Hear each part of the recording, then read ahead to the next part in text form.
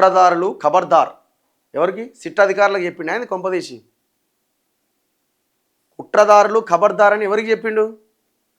సజ్జనార్కి చెప్పిండా? ఎవరు కుట్రదారులు?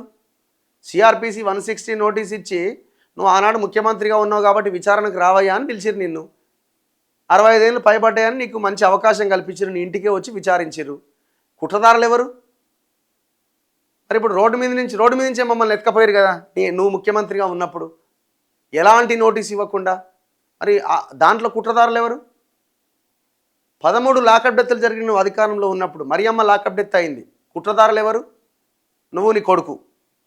నేరెళ్ల బాధితులని 8 మందిని ఊచకోత కోసిన నువ్వు, నీ కొడుకు, మీ సడకుని కొడుకు సంతోష్రావు, దత్తపుత్రుడో ఏ పుత్రుడో ఆయన అందులో పాత్ర భాగస్వామి.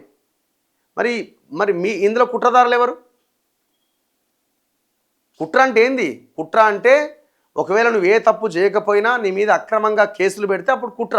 నీ మీద ఇంకా కేసే పెట్టకపోయా, నువ్వు ఓన్లీ విట్నెస్ కింద సిఆర్పిసి 160 నోటీస్ ఇచ్చి నేను పిలుస్తున్నారు, పిలిచిరు, మాట్లాడిరు, నువ్వు ఆన్సర్ చెప్పినావు, అయిపోయింది.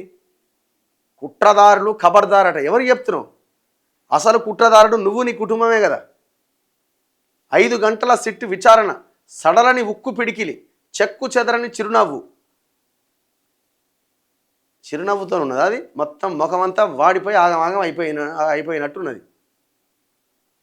ఇంత భయం ఎందుకు మీకు అసలు అర్థం కాదు? ధైర్యంగా పోవాలా, ధైర్యంగా ఫేస్ చేయాలా, ఫేస్ టు ఫేస్. ఏ వేదిక మీదనే నేను సిద్ధమని చెప్పాలా. ఓ అమ్మ, కార్యకర్తలందరినీ హైదరాబాద్కు పిలిపించి దిష్టిబొమ్మల దగ్గర పెట్టి ఏదో అయిపోతున్నట్టు, ఏదో జరుగుతున్నట్టు ఇంత భయం ఎందుకు అవుతుంది మీకు? అక్కడ రేవంత్ రెడ్డి అరెస్టే చేయకపోయా, రేవంత్ రెడ్డికి ఆలోచన కూడా లేకపోయా, అయినా కూడా భయపడుతురు. ఏమో పొలిటికల్గా మళ్ళీ సడన్గా ఏమైనా అటు టర్న్ అవుతుందేమో, ఆయన ఆలోచన మారుతుందేమో అనే భయం ఇంకా వాళ్ళలో ఉన్నది.